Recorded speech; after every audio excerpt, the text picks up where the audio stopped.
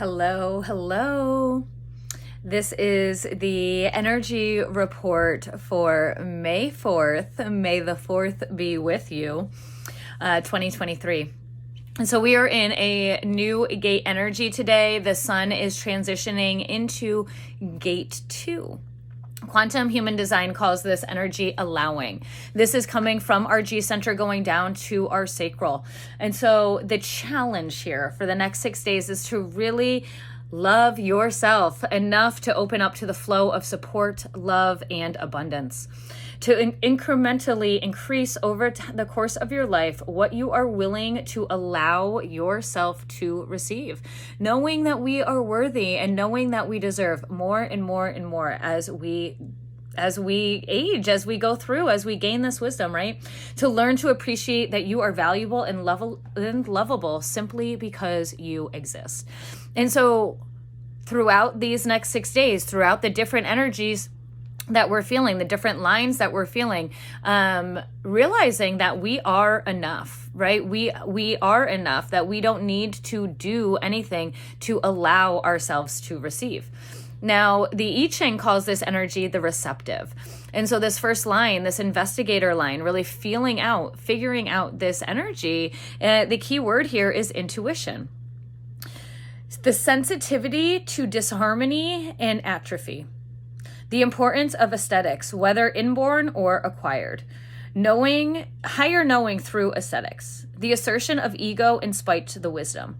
The urge for the action that will ignore the wisdom of the higher self. And so learning how to listen in to the body, especially when it is in times of disharmony and atrophy. If you are tired, right? If you're tired, if you need to rest, if you're on this stage of burnout, really leaning into our intuition, getting out of the ego, getting out of the mind on what it says that we need to do, and how can we listen to our body, start to listen inwardly listening out as opposed to outwardly.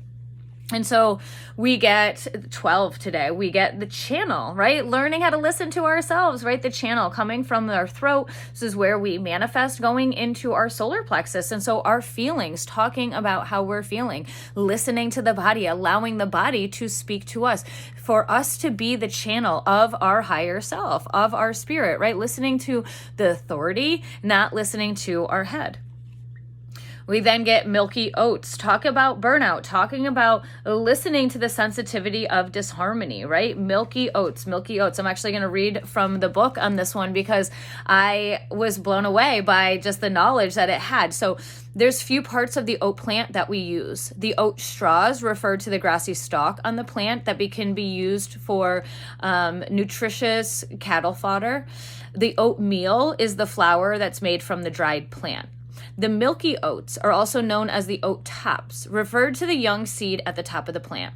When squeezed, they release a milky latex that is the heart of their medicine. This ally primarily indicates for folks who are burnt out, mentally and physically exhausted.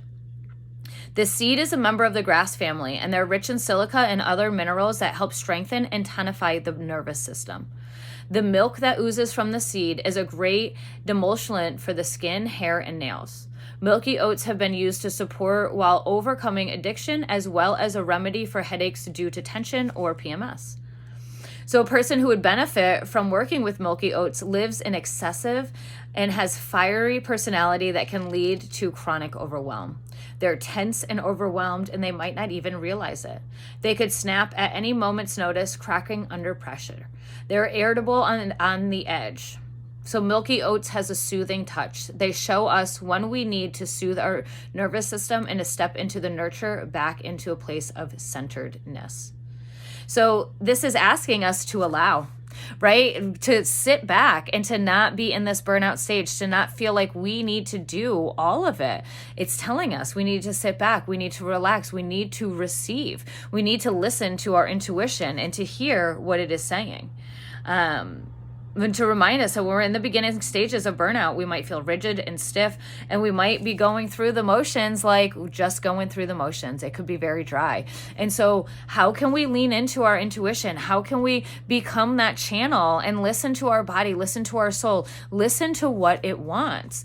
And then we get our magic frog, that reminder that we are the magic, right? That we have all of this magic inside of us, that we can shift and listen and become it. And so being and it's also reminding us about the child, So the child in us, coming back to that play. Play is the best that we can do when we're feeling burnt out. Fairy frogs love to be childlike. They encourage innocence and imagination, and they make us believe in miracles. You're being asked to pay attention to the small child in you. Nurture with playfulness and kind words. Praise their accomplishments. Splash in the puddles and sing a silly song. Let her giggle. Find magic in everything that you see. Lay off work for a minute and be in the time for joy.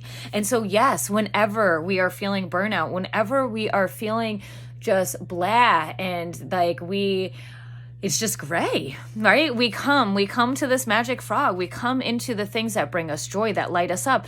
And that is productive work. If we want to start looking at it as that, you're not just taking a break and doing something, you actually are nurturing yourself. You're filling up your cup, you're raising your vibration, which in turn is going to bring you more things at that vibration. So play, have fun, fill up your cup, learn how to receive. And the only way we really want to receive is if our cup is full or if our vibration is high, because we want to receive the things at that same vibration. And so how do we get there? By playing, by having fun, by coming from our heart. I'm so excited for these next 6 days. One of my favorite energies, I have this channel in my body. And so reminding me to come back to play. And I've been thinking of how I can play the past 3 days. And so I'm excited for this invitation. If you want to do a private reading or chat, you can always send me an email or you can write me a message down below. Let me know how these messages resonate with you, what ahas you have received. My email is Christine@essentialstrong.com. Sending you all so much love.